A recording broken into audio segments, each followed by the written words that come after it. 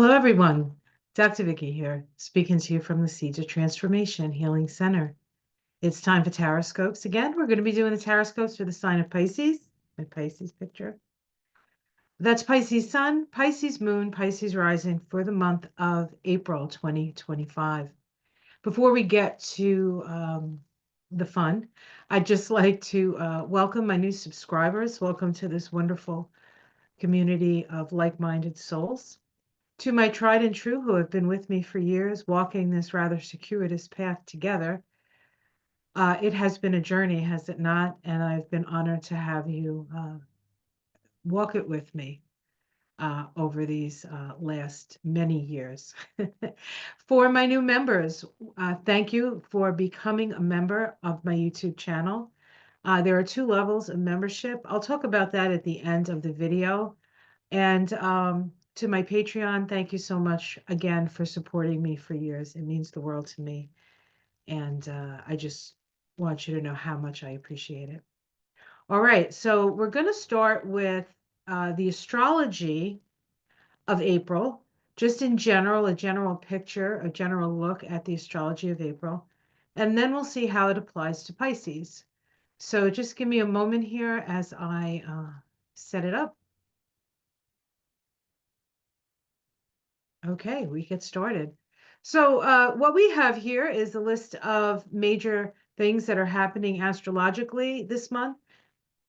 We also have the Tree of Life here with all the signs that occupy the different Sephiroth or circles.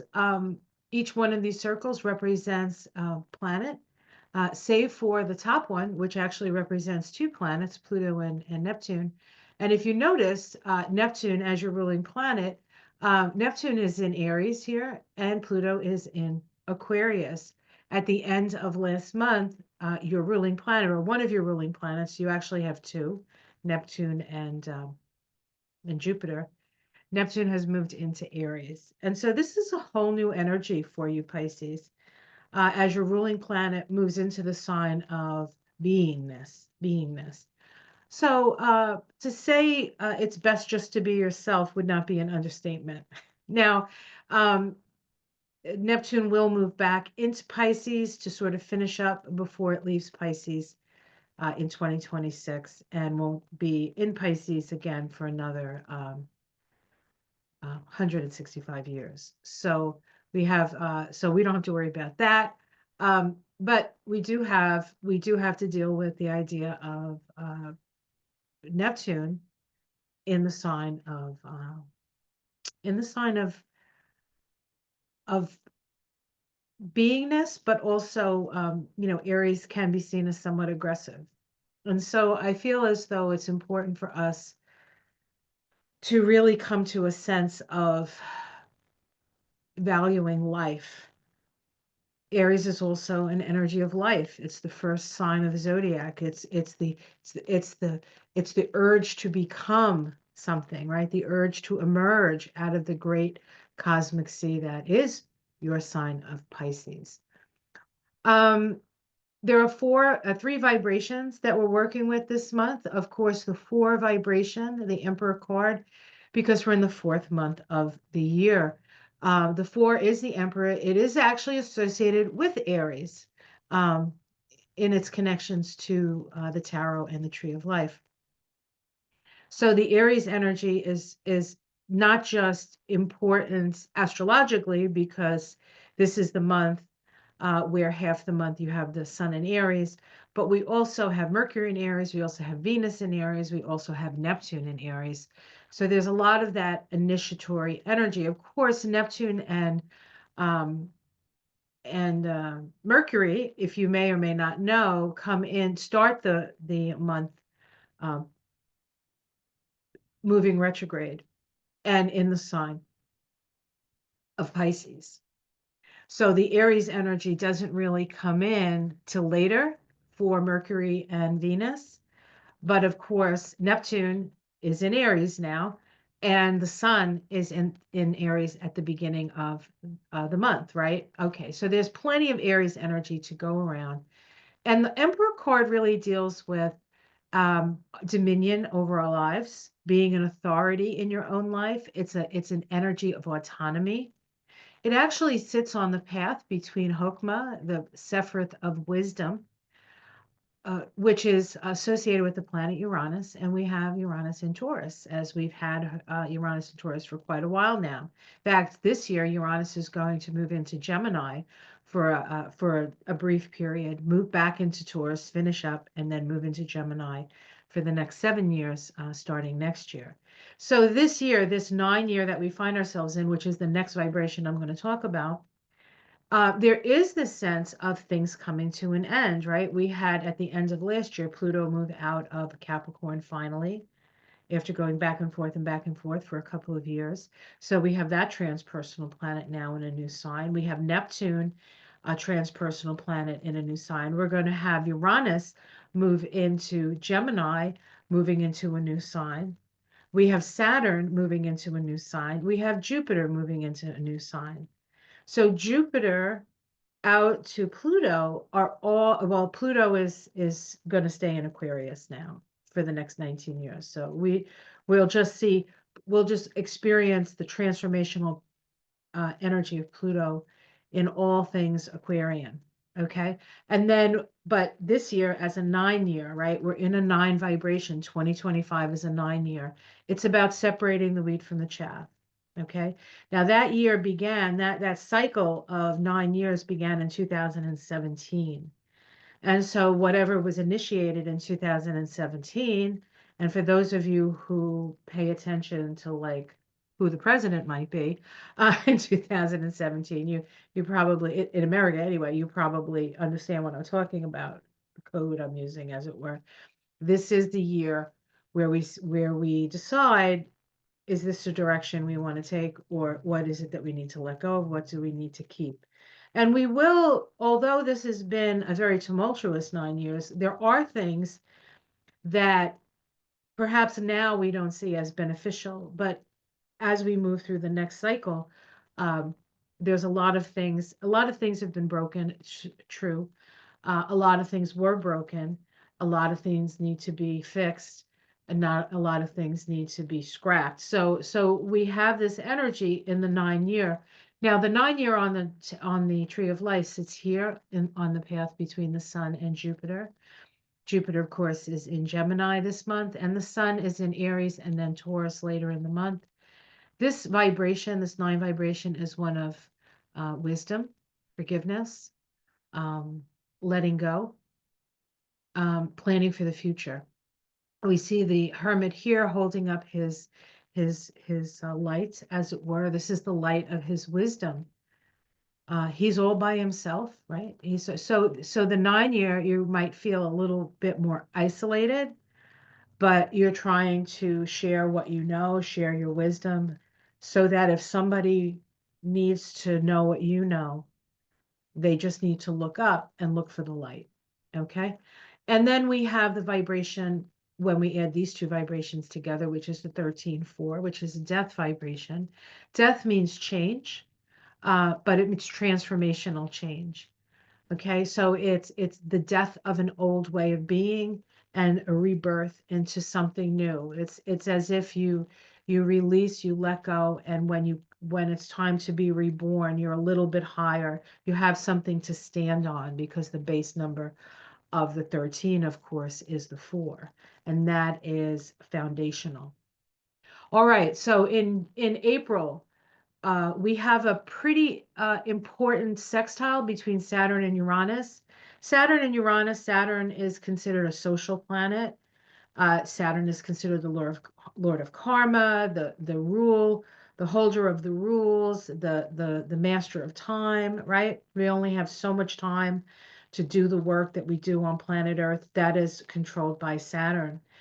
Now it's in a relationship with the planet Uranus, whose true sort of goal in life is to disrupt Saturn. So their relationship is always a bit fraught. But what we have now is we have a sextile. And not only do we have a sextile, we have a waning sextile, which moves us into a more progressive future, a more Aquarian-like future. And now we have Pluto in Aquarius. So this is part of a 45-year cycle that I believe it began back in 1988, if I'm correct on that. And it's a 360-degree cycle, right? The planets have to, one planet has to move, they have to move around before they join up again. 360 degrees. We're at the 300-degree mark. So we have 60 more degrees. But this is the point in the cycle where we're dealing with the ideals of Aquarius. Okay, humanitarianism, raising all boats, spreading out the information so that all can see. Aquarius holds Aquarius is the water bearer that flows the water over all things and raises all boats. So it's important that you have a boat that doesn't have holes in it, right? So that's something to consider. We also have Mars sextile Uranus on that day. That's also a waning sextile. This particular sextile is part of a 2-year cycle, not a 45-year cycle, but it sort of kind of dovetails in really nice because Mars is about action and Uranus is about freedom. So freeing ourselves from the shackles, right, of the authoritarian Saturn, right, or the power over dynamic. On the 6th, we have the Sun sextile Jupiter. Remember this, that is the axis, that is the two planets associated with the 9 path here. And so sextiles are opportunistic. Sextiles, let's see, the Sun sextile Jupiter is in. So the Sun sextile Jupiter is actually also a waning sextile. So as we start April, we have all of this energy about progressive change, progressive change, progressive change. As I do this at this time, it's March when I'm doing this. At this time, Bernie Sanders is out going across America on his oligarchy tour, right? To let people know what's going on. That is in its essence, this energy, right? Waking people up, saying, hey, if things aren't working for you, it's not what they say it is, it's this, right? This is it. You have the power to change it. You're not powerless. You don't have to live this way, right? Aquarian ideals. Okay. All right. On the 7th, we also, on that day, on the 6th, have Venus trine Mars, which is always lovely. On the 7th, we have Mercury station direct. Now, Mercury is in Pisces. It will station direct and then start to move towards moving into Aries, which it does move into Aries by the 16th. So Mercury retrograde in Pisces for Pisces, honestly isn't that bad because Mercury in Pisces is already not particularly, it is oceanic in its nature. So it's not, you can never quite pin it down anyway. So, and Mercury doesn't like being in Pisces because Mercury likes facts, and Pisces is like, let's do the backstroke, right? So it's not, it's like a little bit of a different priority here, but it does make us even more mystical in a way. And so as it comes out of Pisces and we start to, I mean, as it turns around in Pisces and starts to move forward, we're going to really sort of see things perhaps becoming clearer and clearer. And once it moves into Aries and goes over that world point, I think things are going to become very clear. That is the 17th, the 16th, excuse me. We have the day Mercury stations directly have Venus conjunct Saturn. Venus is retrograde still, retrograde in Pisces. It's exalted in Pisces. So it's not as bad as when it was retrograde in Aries, or as uncomfortable as it was when it was retrograde in Aries, because Aries really does like forward motion. When it gets into Pisces, it's sort of like swimming around in the great cosmic sea. And fish go in 2 different directions. So it's almost like just having Mars in Pisces. It almost doesn't matter. It almost doesn't matter. But then, once it goes direct, then Venus anyway, Venus goes direct. But it's not quite there. Venus goes direct on the 12th. But as it's moving backwards, it conjuncts Saturn and then it sextiles Uranus. And then we have a full moon in Libra on the same day that Venus goes direct in Pisces, exalted in Pisces. The full moon in Libra is a Libra is a Venus ruled sign. So we'll see a turnaround at this time. Probably see women taking a larger role. And then the next day, um, Mercury ingresses into Aries, as I said, and then on the 17th conjoins Neptune, which has just moved into Aries. So that is significant. We have Neptune just going over that world point. Now we have Mercury going over that world point. And after Venus goes direct, it will also go over that world point at the last day of the month. Venus moves into Aries.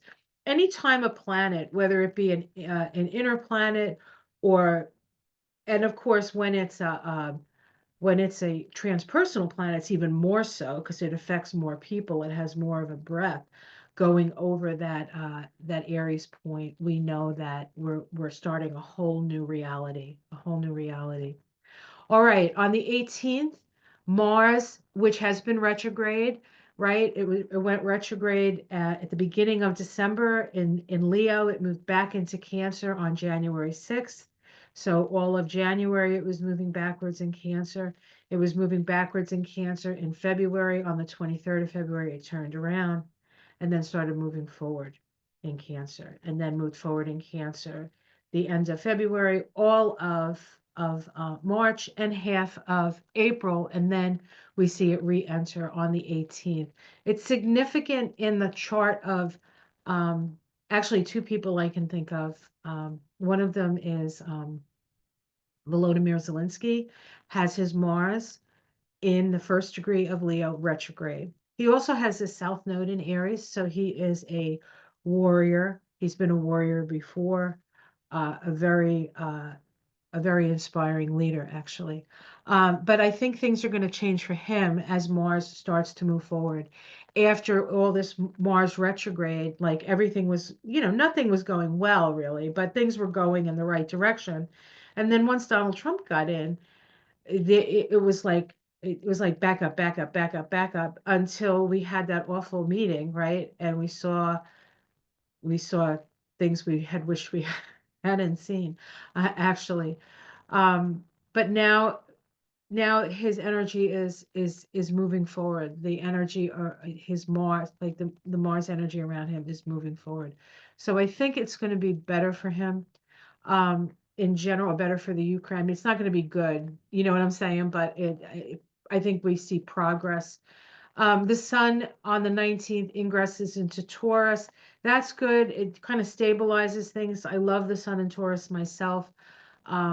It makes us concentrate on what is essential in our lives.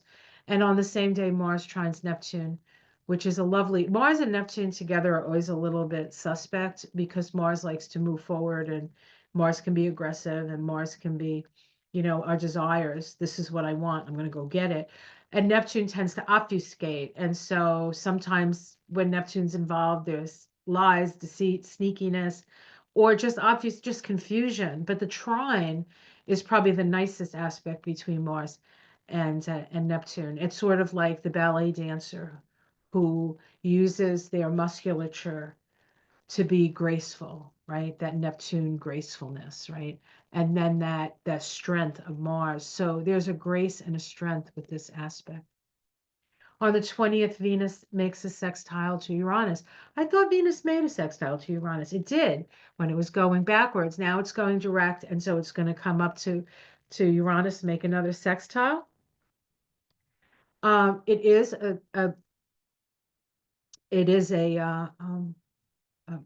I'm sorry. It is a waning sextile, the same kind of sextiles that we talked about at the very beginning of April, right? The humanitarian stuff. So we can see that this is an opportunity for us to sort of move in a new direction, one that's more humanitarian, one that's more collective, one that's more future oriented, and perhaps one that'll bring us more peace and harmony. So we have Venus sextile. We also have Mercury sextile Pluto. That is actually a waxing sextile. So it's about collecting information. We might get some really information, get to the bottom of some things. And then we have the Sun square Mars, which can be chaotic and but action oriented, ego driven, desire driven. April 21st, Saturn makes a conjunction to the North Node. Saturn is the planet of reality. The North Node is the direction of our destiny. We're going to have a real, a reality check and see the possible future at that time, I believe. We'll make decisions on that. And the next day, or next 2 days later, the Sun follows its last quarter square to Mars and makes a last quarter square to Pluto. Actually, first quarter square to Pluto. First crisis in action. Crisis in action. On the 24th, Venus conjoins Saturn again, right? It's moving forward. On the 26th, Mars and Pluto make their last opposition. Mars and Pluto have made 2 oppositions so far because of the Mars retrograde cycle. There have been 3 exact oppositions. The first one happens on the 3rd of November, 2 days before the election. The second one happens, I believe, on the 1st or the 2nd of January. And this will be the last one in the signs of Pluto in Aquarius and Mars in Leo. This really does sort of give us the whole picture of what all that energy around the election, what all that was about, like what was going on. We have there was Pluto and Mars is a power struggle, right? So there was a power struggle. So we'll see as this comes around to its last opposition. What oppositions bring awareness, oppositions bring illumination. I think we're going to get a much fuller picture of what the F just happened. On the 27th, we have a new moon in Taurus, and on April 30th, Venus moves into Aquarius. Okay, let's take a look at your chart. So just have some patience. I have to get, you're the last sign, so I have to get through all the signs here. Here we go. All right, so this is Pisces for April. We have Saturn, of course, in your sign. Saturn in the first house is a redefinition and a restructuring of your sense of identity. Okay, so that's been going on for a while. We have both Venus and Mercury in your sign. As we start the month, going retrograde, both of them go direct and both of them move into the next sign of Aries. Of course, Venus does it at the very last, on the very last day of April. Notice that the North Node is in your sign now, so you are leading the way in evolution. The North Node in Pisces, I don't know, the direction of our destiny is one of healing, one of compassion, one of unity consciousness, one of miracles, perhaps. That would be cool, right? That's what I'm focusing on. The Sun starts the month in Aries, of course. That is your second house. So your resources, your money, the things that are important to you are a focus. And then when it moves into the third house, it moves into a more mental place. We have Uranus there, of course, in the third house. It's going to stay there.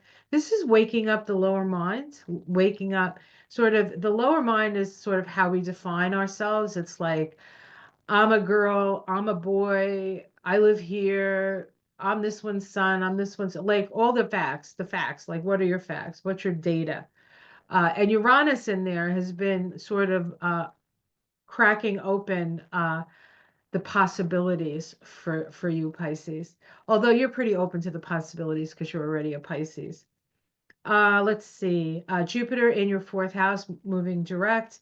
It'll be in your fourth house. It's nice that it's moving direct. So projects that you're working on in your home will now can move forward. Generally, the big projects, Jupiter usually expands things. Mars starts the month in Cancer and then moves into Leo. As I said, when did I say that happened? That happened on is it the 17th? Okay, hold on. On the 18th, it moves on in the 18th. It's been in that fifth house for a long time for you, going direct, going retrograde, going direct. Fifth house is your house of creativity. Also your house of children, your house of luck, your house of romance. Could have been a little more complicated than you would have liked over the last couple of months, but now it moves into your sixth house of work in the sign of Leo. Leo is much better sign for Mars because Leo does go straight at it generally. But it is a reflection of the ego of the person. So there's that. We can expect some ego stuff coming up with Mars moving back into Leo. But for you, it's in your sixth house of health. And so watch your health, watch your heart health. You have the Leo on the cusp of that house. Watch your stress levels, watch your blood pressure. This is good for exercise, but watch yourself. You don't want to overdo it, right? You want to take things at a pace. We have a new moon in Taurus. That's your third house, new ideas, maybe even a new neighborhood or a new neighbor, perhaps, or gardening, right? This is planting the seeds for your garden. And the full moon, which actually happens early in the month, and then new moon happens late in the month, we have the full moon in the sign of a relationship house, which is the eighth house, where we share our money, where we share our resources, where we share our bodies, where we share, uh, you know, the rubber meets the road in the eighth house, so to speak. Full moon illumination around something. The eighth house is also taxes, so just make sure that you get your taxes in on time. I think it'll be important for you. All right, so that's the deal. Awesome, awesome, awesome. So let me stop the share here. All right, so let's do a card reading for Pisces. I'm just looking to see which deck I might want to use. I think I'm going to use the Tarot of the Spirit for Pisces. I use this deck a lot for Pisces, so it's a really cool deck. It's got a lot of and a really good book that goes with it. It's called the Tarot of the Spirit by Pamela Eakins. I think she's phenomenal. Okay, let's see what is up for you, Pisces. Oops, look at me. I'm a little disheveled. Looking a little too much like, well, I shouldn't say that because there are many shoveled Pisces, but this Pisces. Oh, moon in Pisces. Not as shoveled. Just slightly disheveled. You like the brilliant professor who gets to comb their hair, you know? Or as a Pisces, you can be the great actress who never forgets to comb her hair. All right. Obviously, I'm on the professor side. Okay. All righty. Let's just see what we have here. Oh dear. We almost had 78 pickup, right? Remember when you were a kid? Let's play 52 pickup and you the cards in the air, right?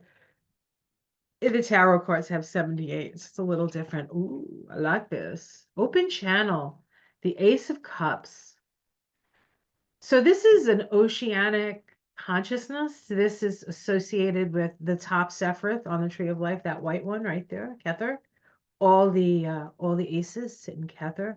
This is the Ace of Cups, the overflowing love. So we start with the universe letting you know that it loves you, that there's always enough, that love is constantly being poured upon us. Let's see the challenge to that. We have the birth of light here. This is the three of wands. This is sort of waiting for your ships to come in. You need to have some patience with this. So I would say, and it is the three of fire is an Aries energy. So it is an energy that wants to do something. So I would say the challenge here is just to be patient, just to sort of allow that energy to come in, or to be bathed in that love, and from that something should spring up. And let's see what the cards say about that. Underneath it all is the brother of water. The brother, well, this is the Knight of Cups. This is an offering of love, an offering of love. And all the knights are the action of the element that they hold in their hand. And the brother of love, the brother of water is holding the cup of love. So this is an offering. I feel like you're getting an offering of love this month. And the challenge is trying to discern and just step back from it and discern what that may actually mean, and we'll continue the reading, see what it's actually going to mean. In the past, we have the brother of winds. Now, the brother of winds is also a knight, right? Just like the brother of water. But he has the sword, and he can create chaos. And in point of fact, we'll see in this deck. Let me see if you can see it. You see, he has the face of the skeleton, right? So this is chaos. This is somebody who comes in and disrupts everything. Okay. And sometimes they disrupt it without realizing it's not their intention.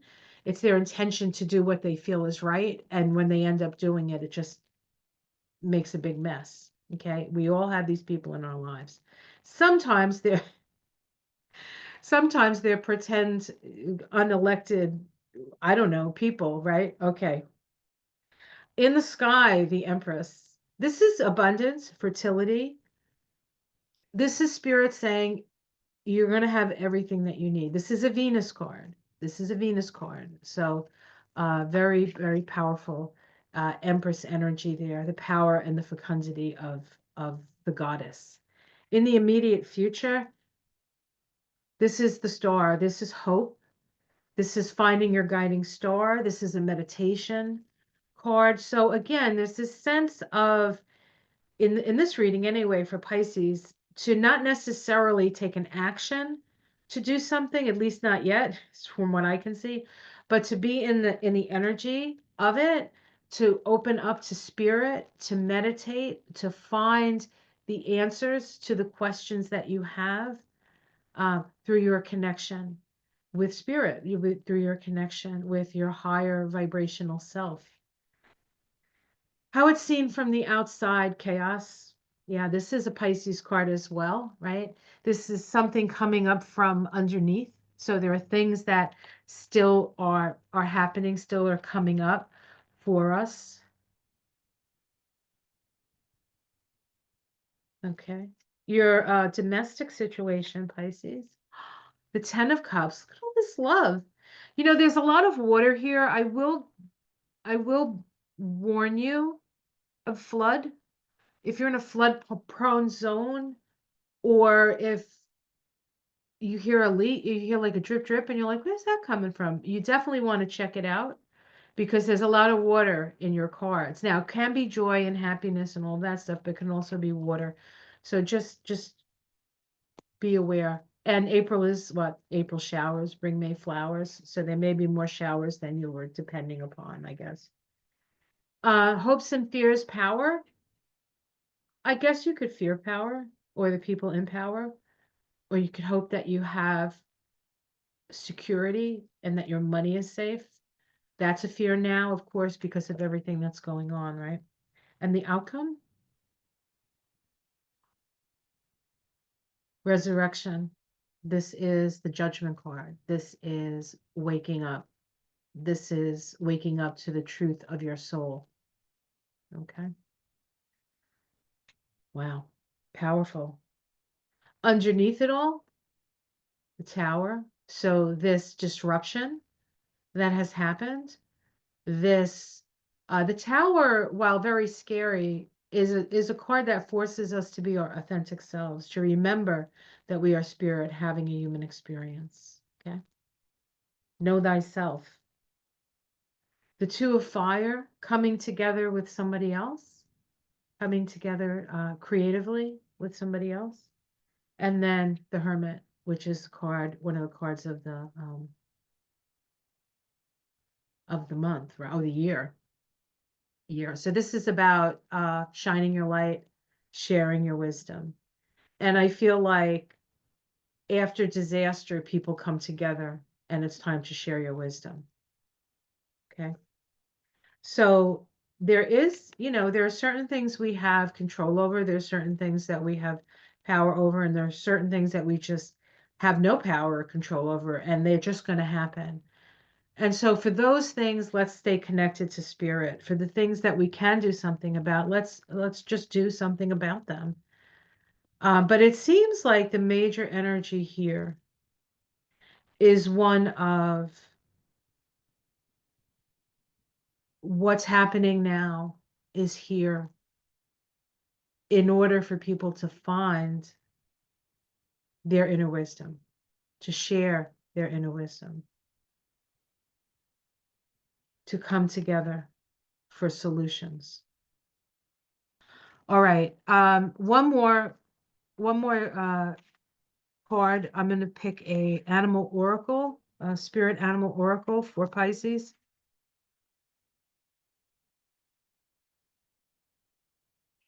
We have in my neighborhood, we have some kids who fly around on those rice burners, and they'll just like,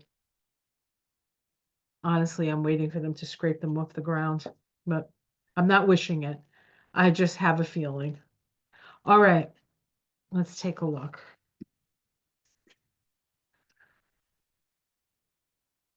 Boys just want to have fun.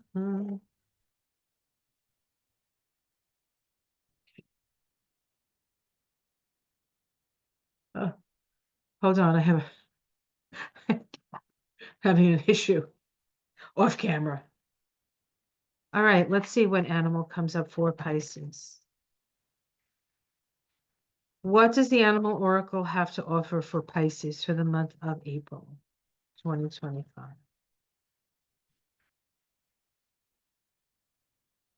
I'm sorry if this is loud. Whoops.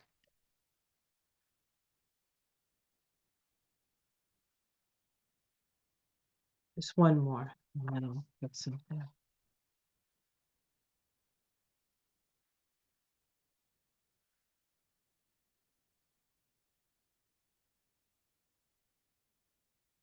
Okay.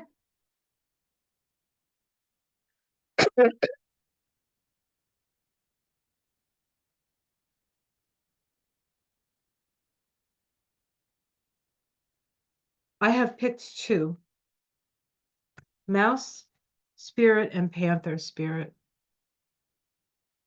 You get to choose. You could use both of them, or you could choose which one you want. Now, of course, everybody's like, I want to be the panther.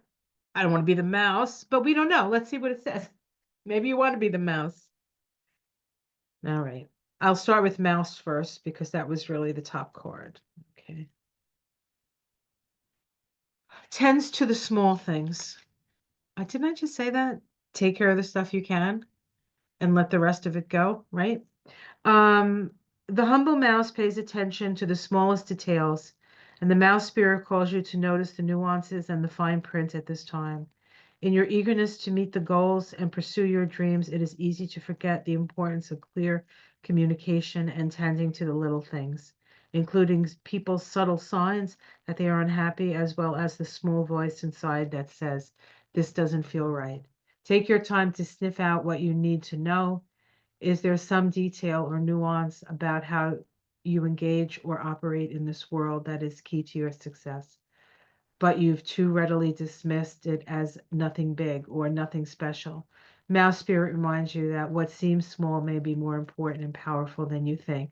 So look again. Do not underestimate yourself or your potential for co-creating something amazing when you pay attention to the details.